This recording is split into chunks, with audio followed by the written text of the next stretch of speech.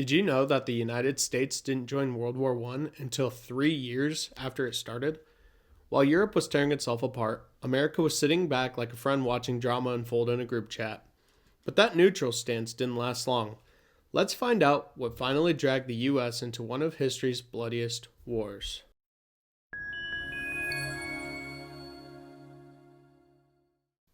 World War I began in 1914 after the assassination of Archduke Franz Ferdinand.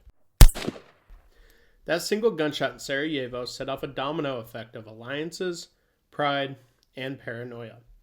Europe was basically a powder keg. Germany wanted to prove its power. Britain ruled the seas and didn't want to give that up. France still hadn't forgotten losing to Germany. And Russia felt protective of its Slavic allies. So when Austria-Hungary declared war on Serbia, everyone's allies jumped in, like a team fight in a video game. Except this one involved machine guns, trenches, and poison gas. By the end of 1914, millions were dug into muddy trenches stretching across France and Belgium. Across the Atlantic, President Woodrow Wilson urged Americans to stay neutral, calling it a war of old empires. Most people agreed. The United States had plenty of its own problems. But neutrality did not mean disinterest. American factories were booming, supplying food and weapons to the Allies. Britain's navy blockaded Germany, so most of that trade went one way, straight to Britain and France. That made Germany angry, and it put America right in the crosshairs of a brewing storm. Germany responded to Britain's naval blockade with unrestricted submarine warfare. This meant that Germany's submarines would sink any ship headed to Britain, whether it was military or civilian. In 1915, a torpedo hit the passenger ship Lusitania, which killed nearly 1,200 people, including 128 Americans. The United States was outraged, and Germany promised to chill out. Spoiler alert, they didn't. By 1917, they resumed attacks, sinking more American ships and pushing Wilson's patience past the limit. Then came the Zimmermann telegram. British intelligence had intercepted a secret message from Germany's foreign minister, Arthur Zimmermann, who had sent a telegram to Mexico. It said, if the U.S. joins the war against us, why don't you invade them? We'll help you get back Texas, Arizona, and New Mexico. That's right. Germany basically dared Mexico to start a border war. When the United States released this telegram publicly, Americans lost their minds. Even people who were anti-war said, okay, that's it. On April 2nd, 1917, Wilson asked Congress for a declaration of war, saying, the world must be made safe for democracy.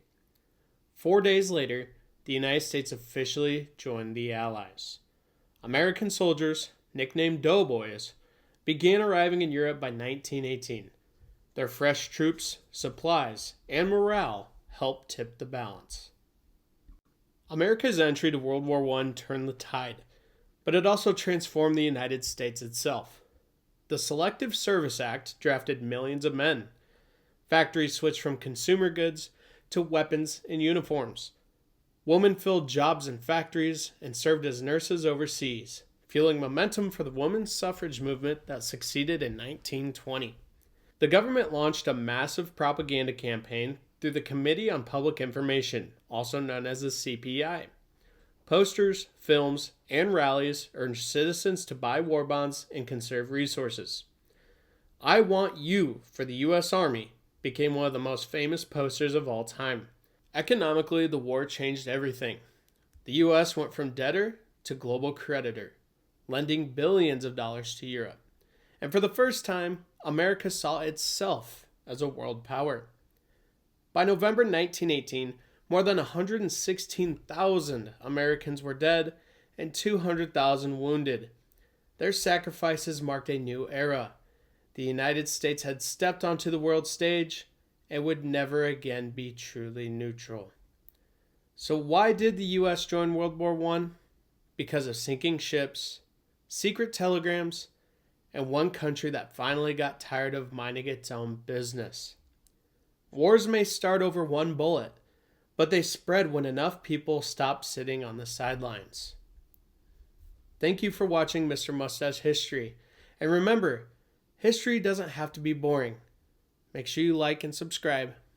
See you in the next one.